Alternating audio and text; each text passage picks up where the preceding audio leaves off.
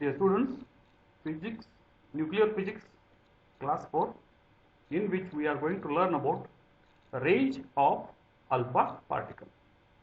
Dear students, in the previous class we discussed some properties and how the alpha particle is emitted from the radioactive element. Those things we discussed. In the property, we studied that it has got a good ionization power. So, I'll tell you what is the range of alpha particle first. See here, this is one cylinder, it consisting of gas, okay, it is enclosed.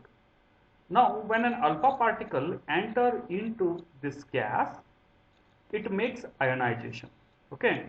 Along with ionization, it travels until its energy is completely vanished. It makes ionization, okay. So therefore, if you observe here, from here to up to the end, it is made ionization. It removes an electron from the outermost orbit, that is an ionization, okay.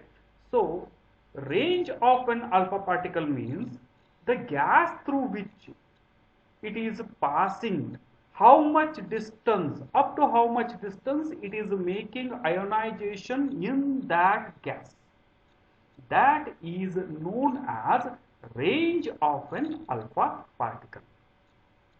Dear students, it is not a constant for all the gases, it is different for different gases. Hence, we take here the range name. So, therefore, range of an alpha particle we are going to study.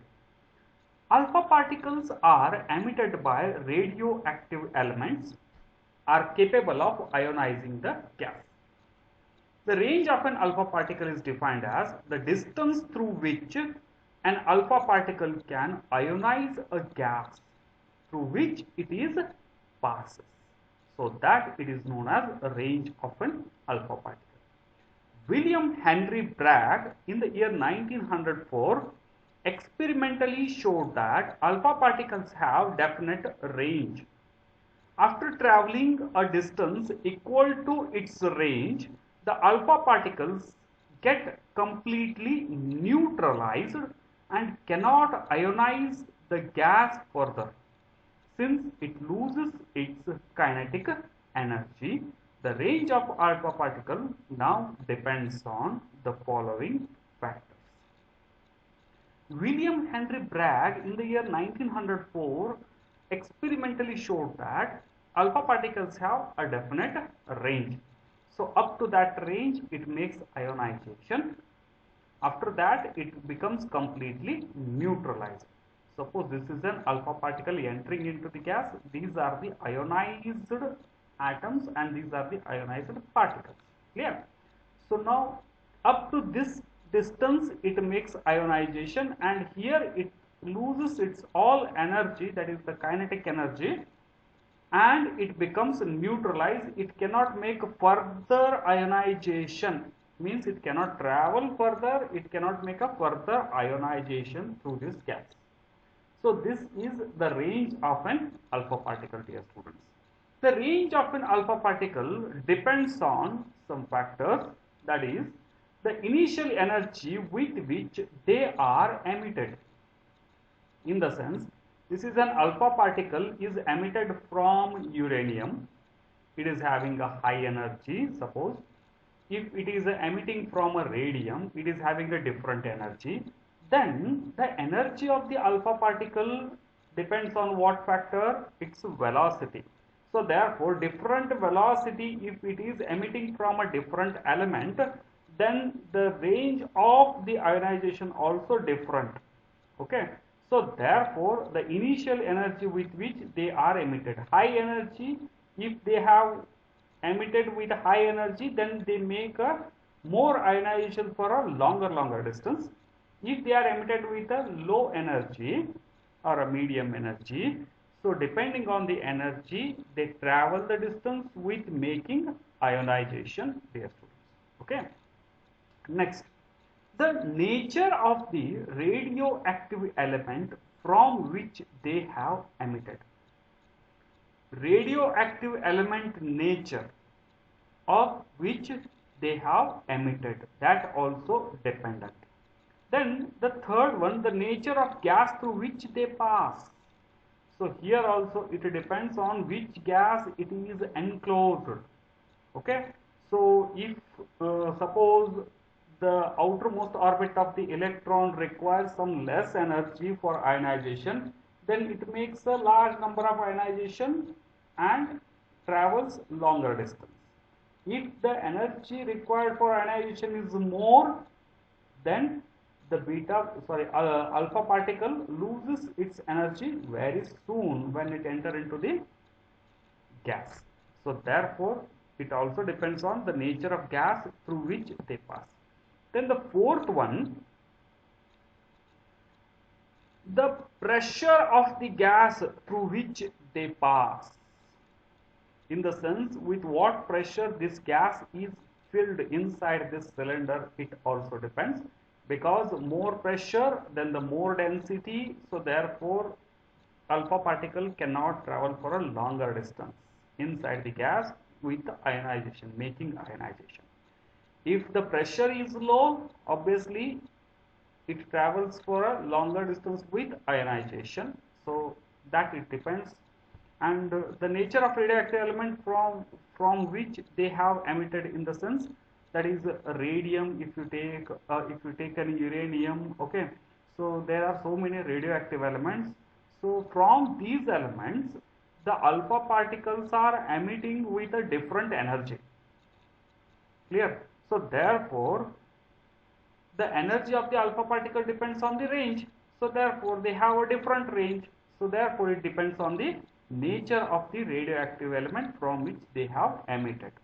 Okay, so therefore H. Giger in 1910 studied the range and energy of the alpha particles and proposed an empirical mathematical relation between them.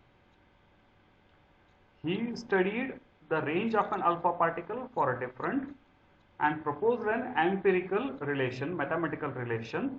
So therefore range is directly proportional to V naught cube. Here V naught is the initial velocity of the alpha particle, dear students. Obviously the energy of the alpha particle itself is the velocity, so therefore initial velocity of the alpha particle is nothing but initial energy of the alpha particle. So therefore from this, according to H. Giger, the empirical relation shows that R range is directly proportional to V naught cube. Okay, so it is proportional. We introduce a constant here, so R is equal to A into V naught cube, where A is a constant whose value is 9.6 into 10 raised to minus 24. Okay, now energy of the alpha particle. So as energy of the alpha particle is the velocity of the alpha particle, so initial energy E naught in MeV, million electron volt, of an alpha particle is related to the velocity V naught by the relation E naught is equal to 2.08 into 10 raised to minus 14 into V naught square. Okay, call this equation number 2. Now therefore the relation between range and energy E naught is given by equation 1 and 2. Just substitute the equation 1 in 2. Sorry, 2 in 1. So therefore R is equal to 9.6 into 10 raised to minus 34 into E naught divided by 2.08 into 10 raised to minus 14 raised to 3 by 2. Okay. So therefore, if you simplify this, you will get it is equal to 3.18 into 10 raised to minus 3 into E naught raised to 3 by 2, dear students. So here we introduce, instead of this value, we substitute one constant, that is B. So R is equal to B into E naught raised to 3 by 2, where B is equal to 3.18 into 10 raised to minus 3, a constant. Clear? Okay. The next point is specific ionization. So it's just a definition. Specific ionization is the number of ion pairs per centimeter of the path at atmospheric pressure produced by the radioactive element. For alpha particle from radium, the specific ionization is 60,000. So dear students, here you can see for 1 centimeter how many number of ion pairs are produced due to ionization at atmospheric pressure. Clear? So if you suppose this is the gas in which if you want to find the specific ionization of an alpha particle, then if this gas must be at atmospheric pressure inside this cylinder, when an alpha particle enter inside this cylinder, in a 1 centimeter, how many ions pairs it produces due to ionization? 60,000 ion pairs it produces. So that is known as a specific ionization. So specific ionization is the number of ion pairs per centimeter of the path of the atmospheric pressure produced by the radioactive element. Okay. So next point is Ziegler-Natal law, dear students. So I told while studying the range of an alpha particle from different element, different alpha particles emit with a different energy. Okay, that thing we are relating here, that is Ziegler-Natal law with the range of the alpha particle.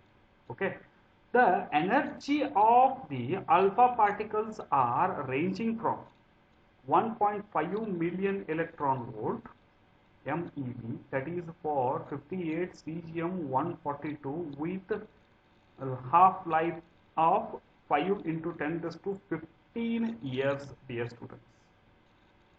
So you can imagine 10 raised to 15 years, that is the half-life time of the, that is cesium-142. Okay, its alpha particle energy is 1.5 MeV is emitted. If we take another element, that is polonium, 84 polonium 214, then its energy is 8.5 MeV, dear students, and with a half-life of 3 into 10 raised to minus 7 seconds only. Very short half-life period. Okay, the Ziegler and J.M. Nuttall observed that the nuclides with shorter half-life emit alpha particles with a high energy. So if you observe this is the shorter half-life and it emits high energy alpha particle of 8.5 MeV, whereas the nuclides with a longer half-life emit alpha particles of lower energy. If you take this is cesium, its half-life is 5 into 10 raised to 15 years, dear students, and its energy is just a 1.5 MeV.